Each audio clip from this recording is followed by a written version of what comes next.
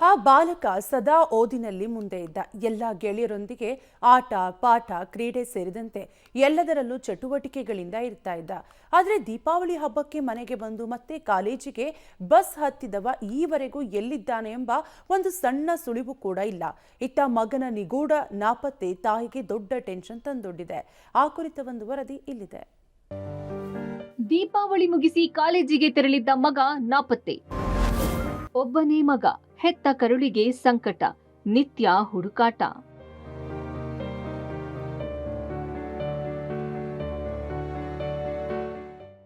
ಈ ಒಂದು ಧ್ವನಿ ಕೇಳಿದ್ರೆ ತಾಯಿ ಕರುಳು ಎಂಥದ್ದು, ಅಮ್ಮ ಅಂದ್ರೆ ಏನು ಅನ್ನೋದು ಕಣ್ಣ ಮುಂದೆ ಬಂದೇ ಬಿಡುತ್ತೆ. ಸಾವಿರ ಕಷ್ಟ ಬಂದ್ರೂ ಮಕ್ಕಳಿಗಾಗಿ ಜೀವ ಇಟ್ಟುಕೊಳ್ಳೋ ಒಂದೇ ಒಂದು ಉಸಿರು ಇರುತ್ತೆ ಅಂದ್ರೆ ಅದು ಅಮ್ಮ ಮಾತ್ರ. ಹೌದು, ಇಲ್ಲಿ ನಿಗೂಢವಾಗಿ ನಾಪತ್ತೆಯಾಗಿರೋ ಮಗನಿಗಾಗಿ ಹೆತ್ತ ಕರುಳು ಇನ್ನಿಲ್ಲದಂತೆ ಹುಡುಕಾಟ ನಡೆಸ್ತಿದೆ. ದೀಪಾವಳಿಗೆ ಬಂದ ಮಗ ಎಲ್ಲಿ ಹೋದ, ಏನಾದ ಎಂಬ ಕೊರಗು ತಾಯಿಯನ್ನು ಬಿಟ್ಟು ಬಿಡದೆ ಕಾಡುತ್ತಿದೆ. ಹೌದು, ಕೊಡಗಿನ ಗೋಣಿಕೊಪ್ಪ ನಿವಾಸಿಯಾಗಿರೋ ಇವರ ಹೆಸರು ದಿವ್ಯಾ. ತನಗಿದ್ದ ಒಬ್ಬ ಮಗ ದೀಕ್ಷಿತ್ ಚೆನ್ನಾಗಿ ಓದಿ ವಿದ್ಯಾಭ್ಯಾಸ ಮುಗಿಸಿ ಹೆಸರು ಮಾಡಲಿ ಅಂತ ಕನಸು ಹೊತ್ತಿದ್ದ ಜೀವ ಇದು. ಅಂತೆಯೇ ಮಗನನ್ನ ದೂರದ ದಕ್ಷಿಣ ಕನ್ನಡ ಜಿಲ್ಲೆಯ ಕಾಲೇಜೊಂದರಲ್ಲಿ ವಿದ್ಯಾಭ್ಯಾಸ ಮಾಡಿಸ್ತಾ ಇದ್ರು. ಇನ್ನು ರಜೆಯ ನಿಮಿತ್ತ ದೀಪಾವಳಿಯಂದು ಮನೆಗೆ ಬಂದು ಖುಷಿಯಾಗಿಯೇ ಹಬ್ಬ ಆಚರಿಸಿದ್ದ.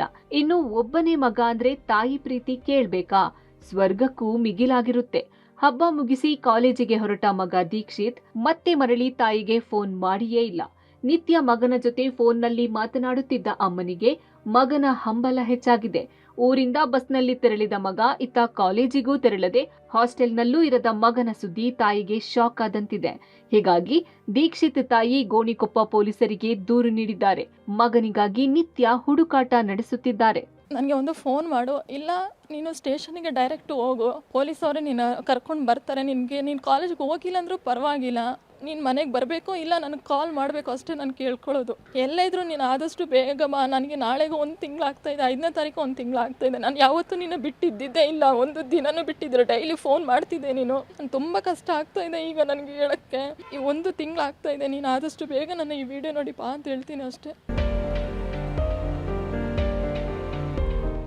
ಇನ್ನು ದಕ್ಷಿಣ ಕನ್ನಡ ಜಿಲ್ಲೆಯಲ್ಲಿ ದ್ವಿತೀಯ ಪಿಯುಸಿ ವ್ಯಾಸಂಗ ಮಾಡುತ್ತಿರುವ ದೀಕ್ಷಿತ್ ರಜೆಯಲ್ಲಿ ಮನೆಗೆ ಬಂದಿದ್ದ. ರಜೆ ಮುಗಿಸಿ ತೆರಳಿದವ ಹಾಸ್ಟೆಲ್ಗೆ ಮರಳಲಿಲ್ಲ. ಈವರೆಗೂ ಯಾರ ಸಂಪರ್ಕಕ್ಕೂ ಬಂದಿಲ್ಲ. ನವೆಂಬರ್ 5ರಂದು ಗೋಣಿಕೊಪ್ಪದಿಂದ ಮಂಗಳೂರಿನತ್ತ ಬಸ್ನಲ್ಲಿ ಪ್ರಯಾಣ ಬೆಳೆಸಿದ್ದ. ಈ ಬಗ್ಗೆ ಪೋಷಕರು ವಿರಾಜಪೇಟೆಯ ಸರ್ಕಾರಿ ಬಸ್ ನಿಲ್ದಾಣದಲ್ಲಿ ಬಸ್ ತೆರಳಿದ ಸಂದರ್ಭ ಸಿಸಿ ಕ್ಯಾಮೆರಾದಲ್ಲಿ ರೆಕಾರ್ಡ್ ಆದ ದಾಖಲೆಯನ್ನ ಪರಿಶೀಲನೆ ಮಾಡಿದ್ದಾರೆ. ಈ ವೇಳೆ ದೀಕ್ಷಿತ್ ಬಸ್ನಲ್ಲಿರುವುದು ಖಾತರಿಯಾಗಿದೆ.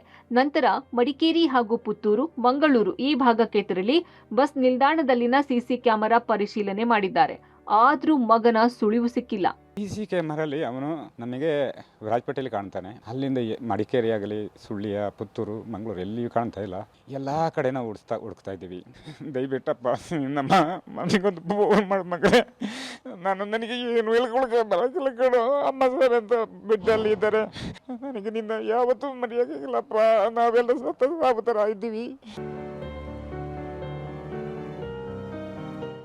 ಇನ್ನು ಕಾಲೇಜು ವಿದ್ಯಾರ್ಥಿ ದೀಕ್ಷಿತ್ ಕಾಣೆಯಾದ ಬಗ್ಗೆ ಕೊಡಗು ಪೊಲೀಸ್ ವರಿಷ್ಠಾಧಿಕಾರಿ ಕೆ ರಾಮರಾಜನ್ ಪ್ರಕರಣವನ್ನ ಗಂಭೀರವಾಗಿ ಪರಿಗಣಿಸಿ ಯುವಕನ ಶೋಧ ಕಾರ್ಯಕ್ಕೆ ಪೊಲೀಸರ 3 ವಿಶೇಷ ತಂಡಗಳನ್ನು ರಚಿಸಿದ್ದಾರೆ. ಪೊಲೀಸರ ತಂಡವು ಈಗಾಗಲೇ ಮಂಗಳೂರಿನ ಕಾಲೇಜು ಸೇರಿದಂತೆ ಸುತ್ತಮುತ್ತಲ ಪ್ರದೇಶದ ಹೋಟೆಲ್, ಲಾಡ್ಜ್, ಬೀಚ್ ಸೇರಿದಂತೆ ಇನ್ನಿತರ ಸ್ಥಳಗಳಲ್ಲಿ ಶೋಧ ಕಾರ್ಯ ಮುಂದುವರೆಸಿದೆ. Mallikarjun, public TV, Madikeri.